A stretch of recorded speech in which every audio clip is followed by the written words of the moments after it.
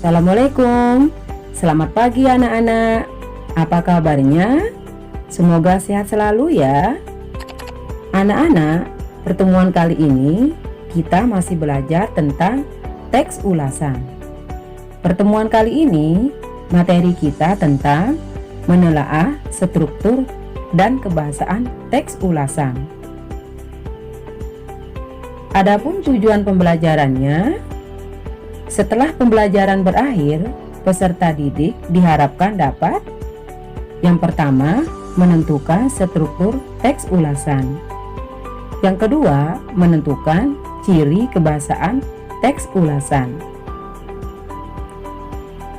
Sebelum Bu Guru jelaskan apa saja struktur teks ulasan, Bu Guru akan mengingatkan kembali apa itu teks ulasan.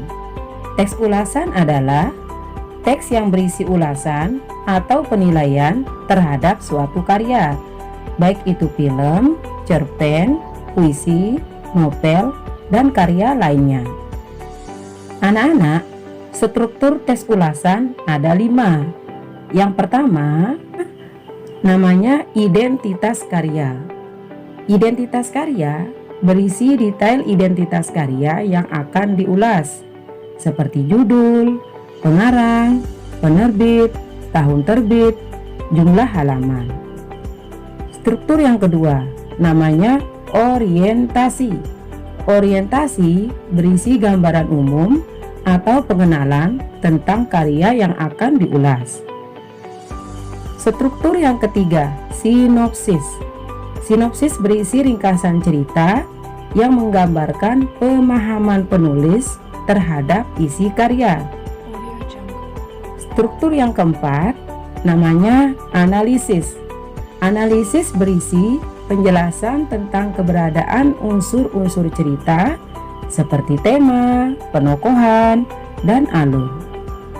Kemudian struktur yang terakhir atau yang kelima namanya evaluasi. Evaluasi berisi penjelasan tentang kelebihan dan kekurangan suatu karya.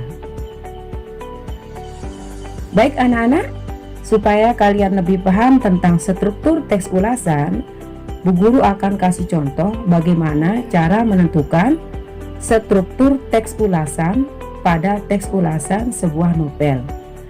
Bu Guru akan pakai contoh teks ulasan novel yang ada di buku paket halaman 154. Dibuka nak ya buku paketnya. Yang kita pakai di sini teks ulasan novel ateis. Ya. Tadi struktur yang pertama namanya identitas karya. Kita lihat yang mana tempatnya identitas karya. Di sini yang ada judul, pengarang, penerbit, tahun terbit, tebal halaman. Tadi Guru sudah jelaskan nak ya. Kalau identitas karya itu isinya seperti ini. Jadi sudah jelas, yang ini namanya struktur identitas karya. Ya, ini identitas karya. Kemudian paragraf yang pertama. Paragraf yang pertama ini menjelaskan tentang pengenalan karya. Di sini di paragraf pertama dijelaskan tentang novel ateis merupakan salah satu novel terbaik. Nah, di paragraf pertama ini memperkenalkan tentang ateis adalah novel terbaik. Karena dia memperkenalkan, berarti ini masuk ke struktur orientasi, nah ya, orientasi, karena orientasi itu pengenalan. Kemudian paragraf selanjutnya, paragraf kedua, bisa dibaca di sini anak-anak. Novel ini menceritakan perjalanan hidup tokoh Hasan. Nah, sudah masuk ke ceritanya nak. Tadi Bu Guru sudah jelaskan. Struktur yang ketiga itu namanya sinopsis nak ya, isinya tentang cerita singkat. Jadi paragraf kedua ini masuk ke struktur sinopsis. Sekarang kita lanjut ke paragraf ketiga. Paragraf ketiga masih tentang cerita ya. Kemudian paragraf keempat juga masih tentang ceritanya. Kemudian paragraf kelima juga masih tentang cerita. Karena paragraf 3, 4, dan 5 masih tentang cerita, berarti masih termasuk struktur sinopsis. Sekarang kita lihat paragraf ke-6 ya, kita lihat ke-6 ya. Paragraf ke-6 masih tentang cerita juga. Paragraf ke-7 juga masih tentang ceritanya. Paragraf 8 juga masih tentang ceritanya. Berarti paragraf 6, 7, dan 8 masih termasuk struktur sinopsis. Paham nggak ya? Sinopsis itu isinya cerita singkatnya.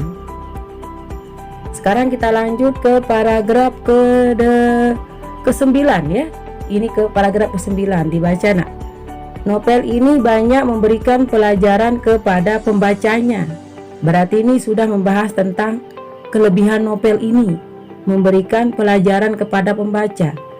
Tadi struktur yang membahas tentang kelebihan sebuah karya disebut apa nak?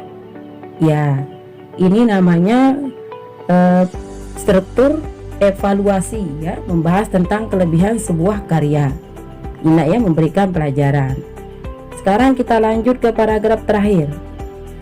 Ini isinya tentang nilai moral yang kedua adalah, ya berarti ini ada nilai moralnya.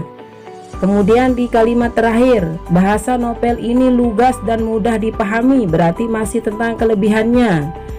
Sayangnya novel ini sudah sangat langka sehingga sulit untuk diperoleh. Jadi di paragraf terakhir ini membahas tentang kelebihannya, ini kelebihannya, kemudian kekurangannya juga. Berarti kalau struktur yang membahas tentang kelebihan dan kekurangan novel masih termasuk struktur evaluasi. Kemudian di paragraf terakhir ini juga ada membahas tentang karakter tokoh, yaitu seperti tokoh Ayah Hasan yang tidak mau memaafkan kesalahan anaknya, bahkan sampai ajal menjemputnya. Nah, di sini juga membahas tentang karakter tokoh, yaitu tokoh Ayah Hasan. Karena di paragraf terakhir ini membahas tentang karakter tokoh, kemudian ada juga tentang kelebihan dan kekurangan novel ini, jadi paragraf terakhir ini termasuk struktur analisis dan evaluasi. Analisis ini tentang karakter tokohnya, evaluasi ini tentang kelebihan dan kekurangan dari novel ini. Paham nggak ya tentang strukturnya? Sekarang kita lanjut ke kaidah kebahasaan teks ulasan. Yang pertama, menggunakan konjungsi penerang. Contohnya bahwa, yakni, yaitu. Contoh kalimatnya kita ambil dari novel ateis tadi. Hasan merasa bahwa semua itu terjadi karena perbuatan Anwar. Yang merupakan konjungsi penerang di sini kata bahwa nak ya. Sudah ada contohnya. Sekarang kita lanjut ke kaidah yang kedua, menggunakan konjungsi temporal.